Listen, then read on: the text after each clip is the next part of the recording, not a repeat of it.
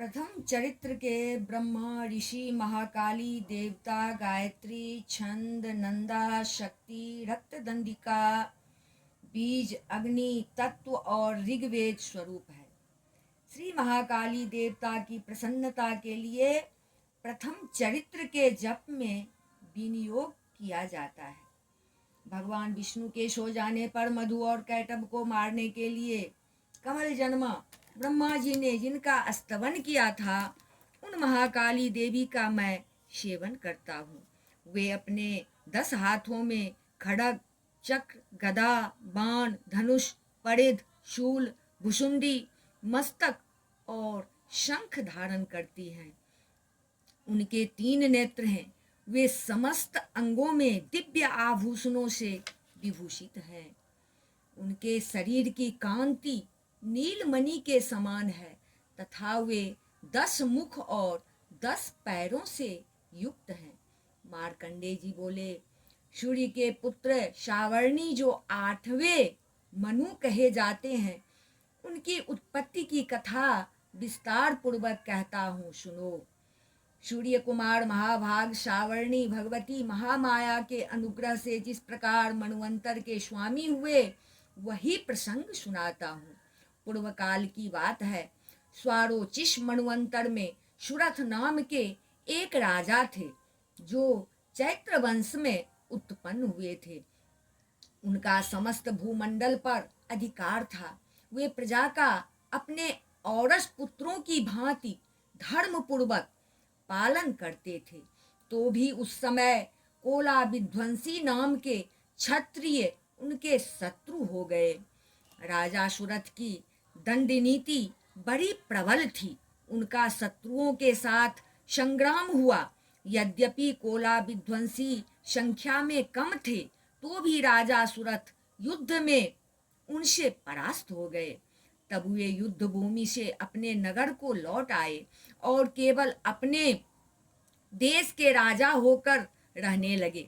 समूची पृथ्वी से अब उनका अधिकार जाता रहा, किंतु वहां भी उन प्रबल शत्रुओं ने उस समय महाभाग राजा सुरथ पर आक्रमण कर दिया। राजा का बल क्षीण हो चला था, इसलिए उनके दुष्ट बलवान एवं दुरात्मा मंत्रियों ने वहां उनकी राजधानी में भी राजकीय सेना और खजाने को हथिया लिया। सूरत का प्रभुत्व नष्ट हो चुका था, इसलिए वे शिकार खेलने के बहाने घोड़े पर सवार हो वहां से अकेले ही एक घने जंगल में चले गए।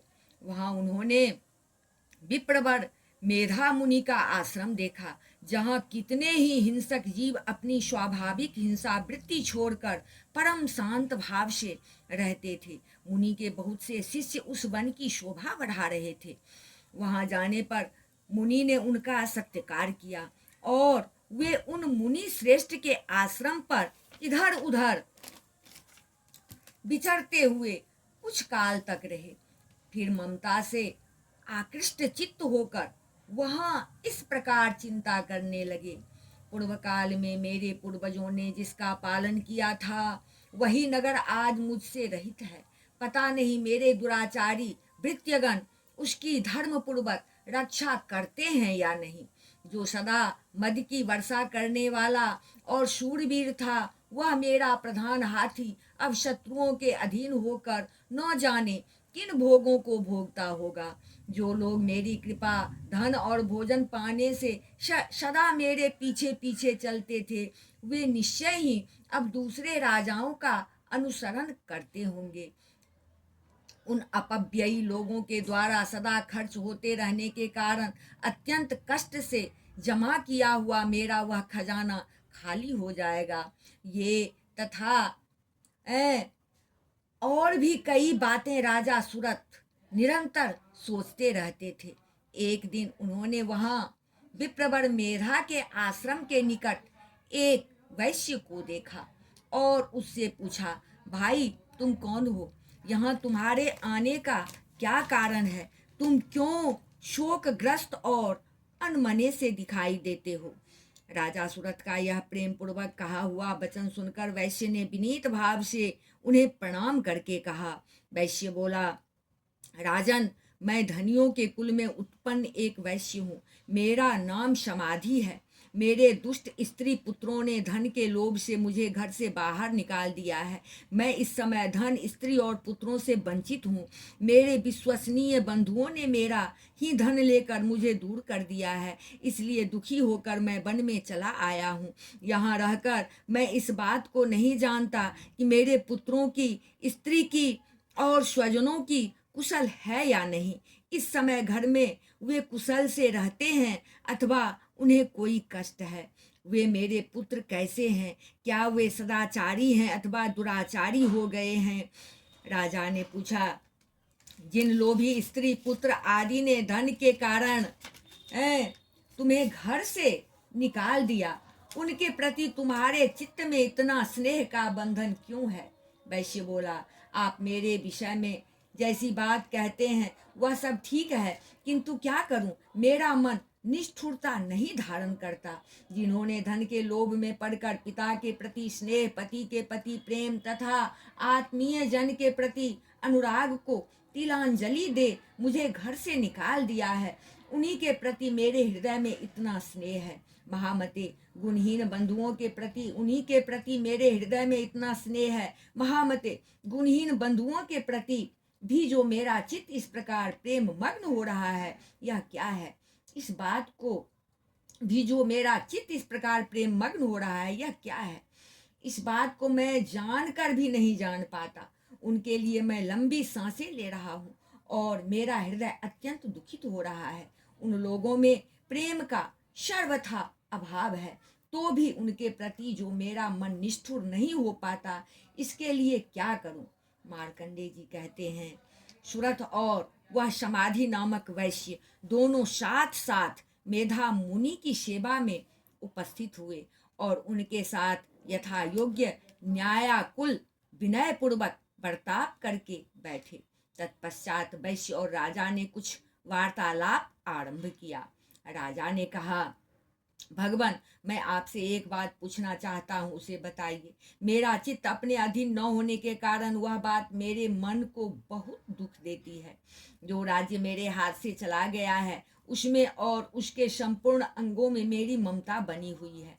मुनि श्रेष्ठ, यह जानते हुए भी कि वह अब मेरा नहीं है, अज्ञानी की भांति मुझे उसके लिए दुख होता है। यह क्या है? इधर यह वैश्य भी घर से अपमानित होकर आया है। इसके पुत्र, स्त्री और भृत्यों ने इसे छोड़ दिया है। स्वजनों ने भी इसका परित्याग कर दिया है, तो भी यह उनके प्रति अत्यंत हार्दिक स्नेह रखता है। इस प्रकार यह तथा मैं दोनों ही बहुत दुखी हैं।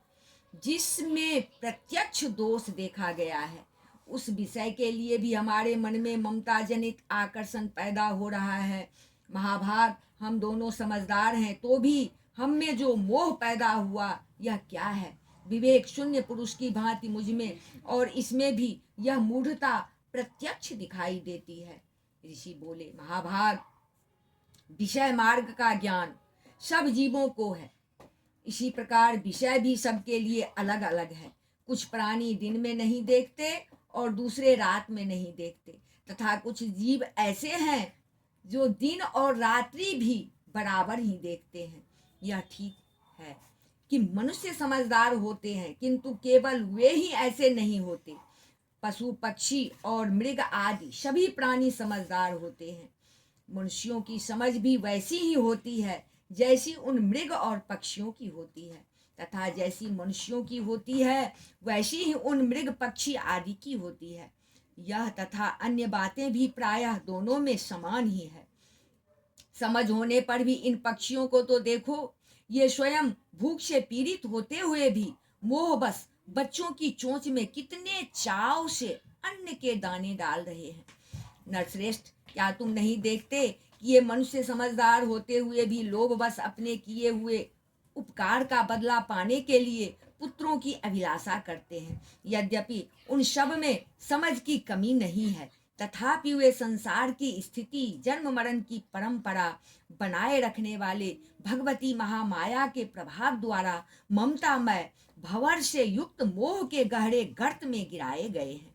इसलिए इसमें आश्चर्य नहीं करना चाहिए। जगदीश्वर भगवान विष्णु की योग निद्रा रूपा जो भगवती महामाया है, उन्हीं से यह जगत मोहित हो रहा है।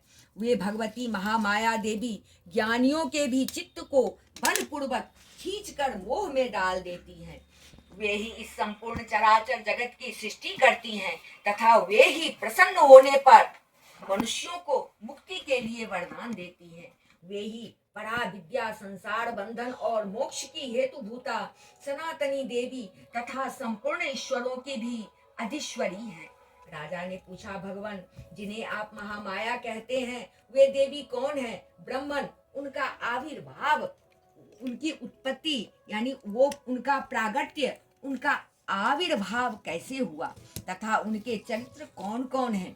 ब्रह्म वेताओं में श्रेष्ठ महर्षि उन देवी का जैसा प्रभाव हो, जैसा स्वरूप हो और जिस प्रकार प्रादुर्भाव हुआ हो, वह सब मैं आपके मुख से सुनना चाहता हूँ।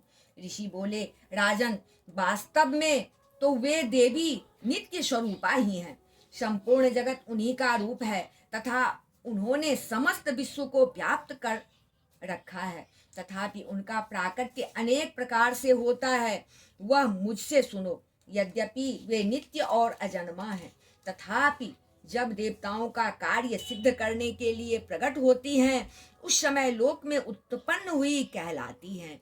कल्प के अंत में जब संपूर्ण जगत एक आर्णव में निमग्न हो रहा था, संपूर्ण जगत एक आर्णव में निमग्न हो रहा था और सबके प्रभु भगवान विष्णु शेषनाग की सैया बिछाकर योग निद्रा का आश्रय ले सो रहे थे।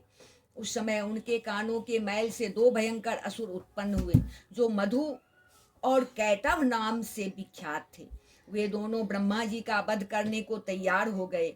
भगवान विष्णु के नाभि कमल में विराजमान प्रजापति ब्रह्मा जी ने जब उन दोनों भयानक असुरों को अपने पास आया और भगवान को सोया हुआ देखा, तब एकाग्र चित्त होकर उन्होंने भगवान विष्णु को जगाने के लिए उनके नेत्रों में निवास करने वाली योग निद्रा का स्तवन आरंभ किया, जो इस विश्व की अधीश्वरी, जगत को धारण करने वाली, संसार का पालन और संहार करने वाली तथा तेजः स्वरूप भगवान विष्णु की अनुपम शक्ति है। उन्हीं भगवती निद्रा देवी को भगवान ब्रह्मा स्तुति करने लगे। ब्रह्मा जी ने कहा, देवी तुम ही स्वाहा, तुम ही स्वधा और तुम ही वसटकार हो। स्वर भी तुम्हारे ही स्वरूप हैं। तुम ही जीवनदायिनी सुधा हो। नित्य अक्षर प्रणव में औकार, उकार, मकार, इन तीन मात्राओं के रूप में तुम ही स्थित हो तथा इन तीन मात्राओं के अतिरिक्त जो बिंदु रूपा नित्य अर्ध मात्रा है, जिसका विशेष रूप से उच्चारण नहीं किया जा सकता, वह भी तुम ही हो। देवी तुम ही संध्या, सावित्री तथा परम जननी हो। देवी तुम ही इस विश्व ब्रह्मांड को धारण करती हो।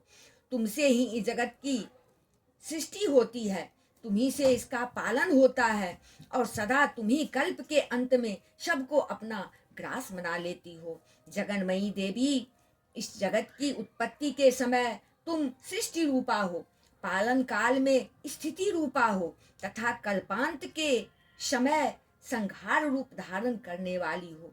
तुम ही महाविद्या, महामाया, महामेधा, महास्मृति, महामोह रूपा, महादेवी और महाशूरी हो।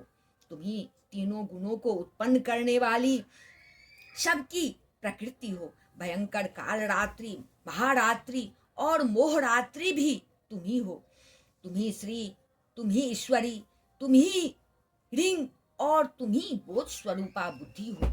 लज्जा, पुष्टि, तुष्टि, शांति और क्षमा भी तुम ही हो। तुम खड़ग धारणी, शूल धारणी, घोर रूपा तथा गदा, चक्र, शंख और धनुष धारण करने वाली हो। बाण, भुसुंडी और परिध ये भी तुम्हारे अस्त्र हैं। तुम सौम्य और सौम्यतर हो। इतना ही नहीं, जितने भी सौम्य एवं सुंदर पदार्थ हैं, उन सब की अपेक्षा तुम अत्यधिक सुंदरी हो। पर और अपर सबसे परे रहने वाली परमेश्वरी तुम ही हो।